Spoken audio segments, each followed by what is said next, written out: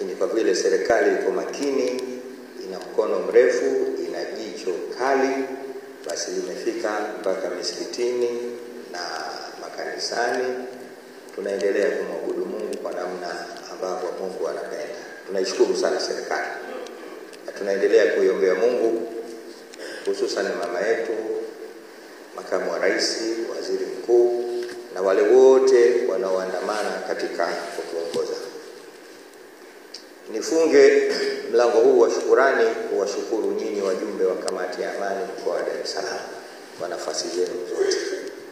Wakati huu ni mgumu, mvua, lakini leo ni katikati ya wiki, tuna mambo mengi na majukumu ya kutekeleza, na kama wanavyosema majukumu ni mengi kuliko muda aliotupa Mungu, lakini washukuru kwa namna ya kipekee kabisa kutenga muda wenu angalau tukapata muda huu tukajadili hili jambo la msingi sana, hasa katika wakati tuliokuwa nao.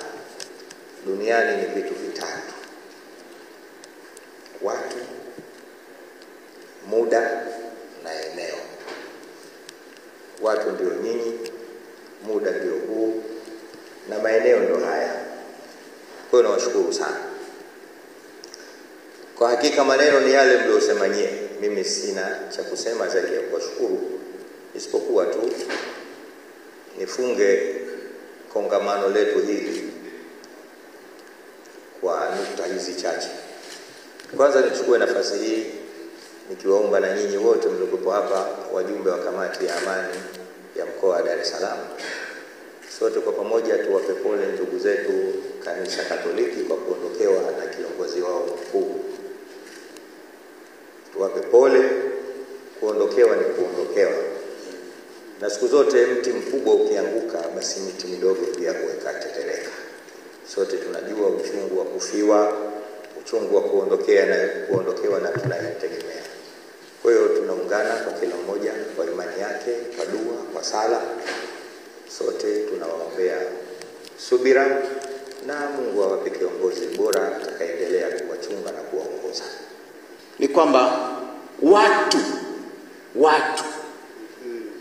waje kutafuta sheria. Kuna jambo lolote limewatatiza huko, waje watafute utatuzi wa hilo jambo kwa kuhani, kwa kiongozi wa dini.